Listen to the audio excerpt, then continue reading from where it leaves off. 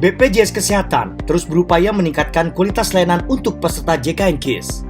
Salah satunya dengan berinovasi pada layanan kesehatan di fasilitas kesehatan tingkat pertama atau FKTP, yang selama ini menjadi ujung tombak pelayanan kesehatan peserta JKN KIS. BPJS Kesehatan berupaya memastikan penambahan FKTP kerjasama berbanding lurus dengan peningkatan kualitas pelayanan. Oleh karena itu, diterapkanlah KBK atau kapitasi berbasis kinerja yang telah dilaksanakan secara bertahap dan berlaku nasional pada tahun 2018. Ada alasan mengapa KBK diterapkan. Selama ini, FKTP rutin menerima dana yang disebut dana kapitasi tanpa melihat kualitas layanan yang mereka berikan. Hal ini terjadi karena belum tersedianya standar kinerja yang mendorong peningkatan kualitas pelayanan kepada peserta JKN dengan efektif dan efisien. Melalui kebijakan kapitasi berbasis kinerja, besaran dana kapitasi yang diterima FKTP akan berbanding lurus dengan kinerja mereka. Kebijakan ini terbukti efektif. FKTP semakin termotivasi untuk menunjukkan peningkatan kinerjanya. Ada 3 indikator yang diukur oleh BPJS Kesehatan.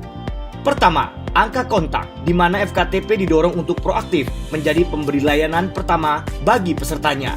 Kedua, rasio rujukan non-spesialistik yang mendorong FKTP untuk menangani pasien sesuai kompetensi mereka sehingga tidak perlu dirujuk ke rumah sakit. Ketiga, rasio peserta prolanis terkendali.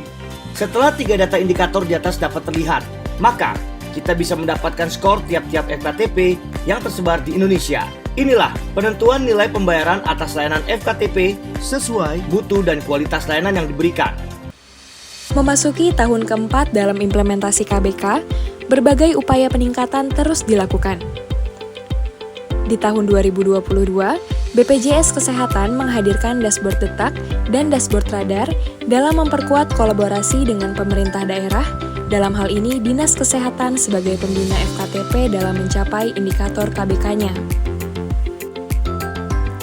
Assalamualaikum warahmatullahi wabarakatuh. Saya Andi Sri Juliarti, Kepala Dinas Kesehatan Kota Balikpapan, telah bersinergi dengan BPJS Kesehatan dalam mendukung pelaksanaan KBK. Berbagai program-program yang ada telah disinergikan dengan pelaksanaan KBK sehingga dapat meningkatkan capaian angka kontak, meningkatkan pemantauan peserta dengan penyakit kronis, dan mengurangi rujukan ke rumah sakit.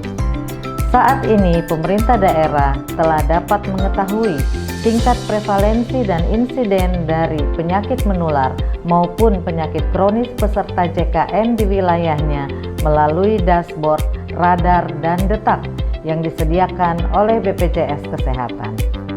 Melalui analisis dashboard ini dapat mengambil kebijakan-kebijakan strategis untuk meningkatkan status kesehatan masyarakat yang juga bertujuan untuk meningkatkan capaian KBK di FKTP Kota Balikpapan.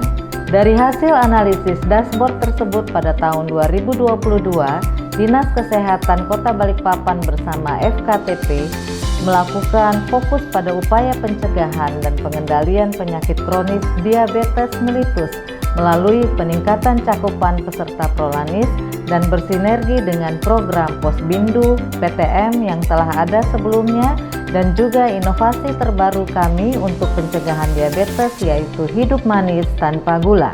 Sehingga capaian KBK FKTP di Kota Balikpapan pada Desember 2022 menjadi lebih baik dibandingkan dengan awal tahun 2022.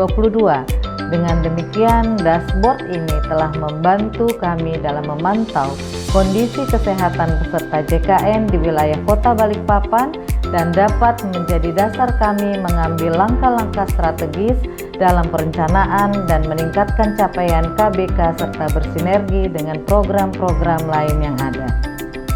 Peningkatan juga tergambar dari angka capaian kontak. Capaian kontak tak langsung melalui telekonsultasi, capaian indikator rasio rujukan non-spesialis, dan capaian indikator pasien prolanis terkendali. Dengan KBK, hadirkan mutu layanan FKTP yang lebih berkualitas untuk masyarakat lebih sehat.